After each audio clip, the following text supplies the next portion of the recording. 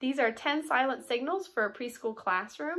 These are all great ways to get your students' attention if you're wanting them to be silent and to listen to what you have to say, to give instructions or directions, or to tell them what's coming next. So I'll go ahead and break down these 10 different silent signals that I've used in my own classroom. And then at the end of the video, I'll tell you how you can teach these silent signals to your students, because you can't just expect your kids to know these silent signals.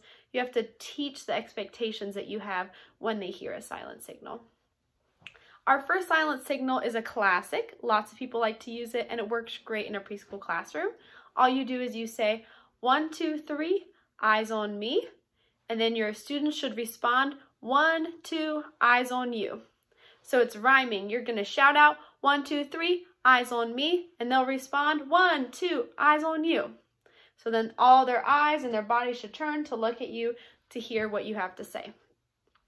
The second one is, if you can hear me. So this is really great for preschool. I've loved using this because it allows kids to get some movement breaks. But what you can do is you can say, if you can hear me, touch your head. Then everyone touches their head.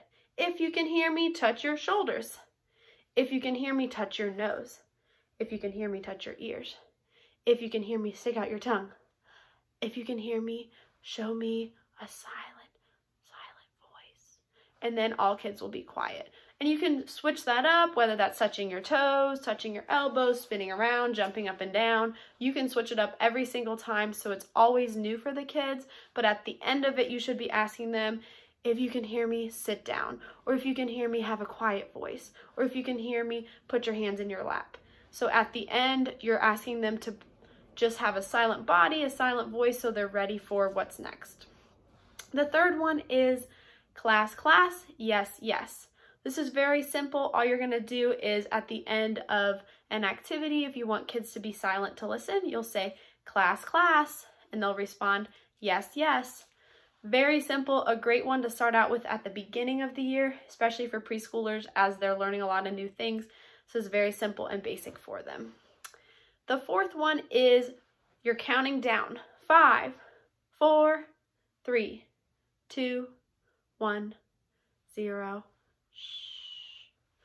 I like to use this in class as we're learning to maybe count backwards. You could even count forwards if you wanted to, 1 up to 5, but I like counting down, so then when you're at that 1, show them that silent and they should be quiet. So you're just gonna count, and they can also put their hands up and start counting down with you so that they're preparing their bodies and their minds that at 1, they need to be silent. Number 5 is hands on top. That means stop. So what you're gonna do is you're just gonna say that, shout it out to the class. Hands on top, that means stop. And then you're gonna sit there and wait until every single kid has their hands on top of their head, because you're not gonna just sit there and start talking with your hands on your head. You want every kid to be paying attention with their hands on their head so that you know that they're listening and they're ready for the next direction. Now these next 3 are a little sillier, so I'd say introduce these maybe later on in the year, but if you really like them, you can do them the whole year as well. The next one is from Nemo. It's shark bait hoo ha ha. So what you're gonna do is you're gonna shout out shark bait, and the kids are gonna shout hoo ha ha. So all you have to do is say shark bait, and the kids will respond with hoo ha ha. And that's kind of a silly one. Kids might get giggling, so it's a good silent signal, but I'd say later on in the year, once you have your classroom management in order, because at the beginning of the year, they might just be silly and it's kind of going to lose the purpose of a silent signal. Number 7 is awesome possum. So you're going to shout out awesome, and the kids will respond with possum. Another rhyming word. It's a great one, very simple. You're just going to shout out awesome, and they respond possum.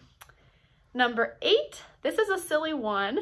What you can do is you can say class, and then the kids will respond with yes. So you're kind of drawing out the word class, and then they're going to draw out the word yes. And you can start out with that, and then you can change it up and maybe do different accents or different voices. So you could do class, and they could respond with yes. Or you could do hi, class, and they could respond with yes. You could do different accents. You could do a British accent, class, and they could say yes. So you're just kind of switching it up, and it's a fun and silly one, and you can switch it up every single time, and the kids also get to mimic you by saying what you're saying, and it gives them the chance to get some giggles out, and then afterwards they should be silent to hear directions. The last two are non-verbal silent signals. I like these because as teachers, we use our voices a lot, and sometimes it's not easy to be shouting above kids, especially if they're being loud. So some things that I like to do, my favorite one is a clapping out a rhythm. So what you'll do is you'll clap something out, and then the kids will respond. That's a very simple rhythm that I like to use, but you can change the beat up. You could do, and then the kids have to respond. So you can change it up every single time. You could just clap 3 times, and then they respond. Whatever you want it to be. But if you can get a loud clap in there, you're not having to use your voice, you're just clapping, and after they clap to repeat you, they should be completely silent. And then the last one is a bell or a chime. Now with this, you would have to purchase a bell or purchase a chime, or you could go onto YouTube and use it. But what you would do is you would just show your bell or your chime.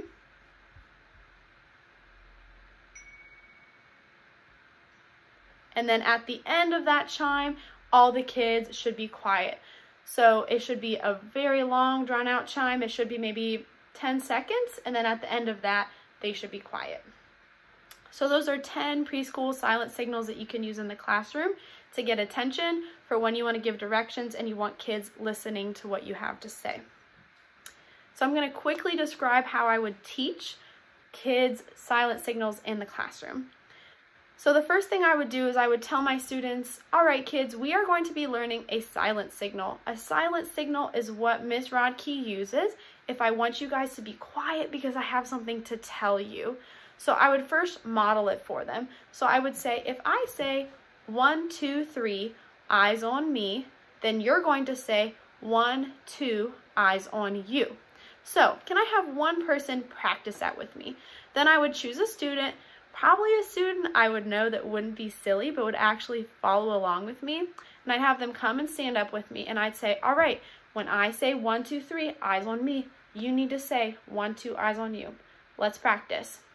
1, 2, 3, eyes on me. And then they would say 1, 2, eyes on you. And then I would ask the class, so how did our friend do? Did they do a good job of responding? We would critique the situation. We would say, yes, they did. They said exactly what they needed to say. And then I would say, okay, let's practice this as a class. And then I would say 1, 2, 3, eyes on me. And they would practice 1, 2, eyes on you. So you'd give the chance. I would explain it. I would do it as an example with someone else, and then we would do it as a class. After that, I would tell them, all right, now we know what to say, but what do we need to do when we hear a silent signal? And I would tell them, when you hear me say 1, 2, 3, eyes on me, what you need to do is stop what you're doing. So take your hands off your toys, take your hands off your drawing, off your coloring, turn your eyes toward Miss Rodkey so that you see what she's doing, and turn your listening ears on. So your hands are off what you're doing, your eyes are on Miss Rodkey, and your listening ears are on, so that means that you are quiet. So I have 3 expectations for them. You're not touching what you're doing, your eyes are on the teacher, and you are listening, which means you are quiet. Once I give those expectations, I'm going to let them practice. So maybe I'd say, all right, everyone, I want you to talk, talk, talk, talk, talk, talk, talk. So they're all going to talk, talk, talk, talk, talk. And then I'm going to say, 1, 2, 3, eyes on me. And then all of them should put their hands up, turn their eyes towards me, and say 1, 2, eyes on you. And we would practice that over and over until everybody got it down. So it gives them the chance to practice it in a non-realistic, or in a realistic but not an actual situation that they're in. And then when they're in a situation where they're playing and they really want to keep playing, they remember, oh, we practiced this, I know what to do, and then they're able to follow along. So make sure that you are modeling what a silent signal looks like before you just expect kids to do it.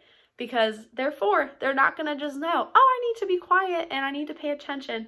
You need to model that and show an example and give lots and lots of grace in those first few weeks By the end of the year, they should have it down, but if they don't, then you need to rethink what you're doing, maybe add a different silent signal, or make sure you're explaining it well. So those are 10 great silent signals you can use in the class. I hope they were helpful, and I hope that they work in your classroom.